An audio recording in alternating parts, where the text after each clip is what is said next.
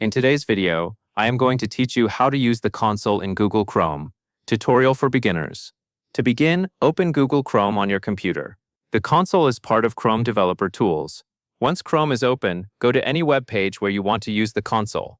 The console is commonly used by developers to view messages, check errors, and understand how a page is behaving. For beginners, the most important thing is simply learning where it is and how to open it. Now place your mouse anywhere on the web page. You do not need to click on a specific button, image, or section. Just choose an empty area or any visible part of the page. Then right-click on the page. A small menu will appear with several options. In that menu, look for the option called Inspect. Click Inspect. After you select it, Chrome Developer Tools will open. Depending on your screen size and browser settings, it may appear on the right side of the browser window, at the bottom of the window, or in a separate layout. When Developer Tools opens, you may first land on a tab that shows the page structure or elements. That is useful for inspecting the HTML and layout of a website. But for this tutorial, the focus is the console.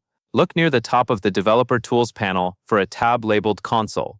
Click the Console tab to switch to it. Once you are on the Console tab, you are viewing the area where Chrome displays messages related to the page. You may see warnings, errors, or other information listed there.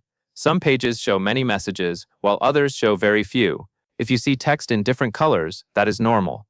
Chrome uses these colors to help separate different types of messages, such as errors, warnings, and informational logs. At this point, you have successfully opened the console in Google Chrome. For beginners, the main goal is to become comfortable finding this area without feeling overwhelmed by everything inside Developer Tools. You do not need to understand every message right away. The console is simply one tab inside a larger toolset, and it becomes more useful as you learn what the messages mean.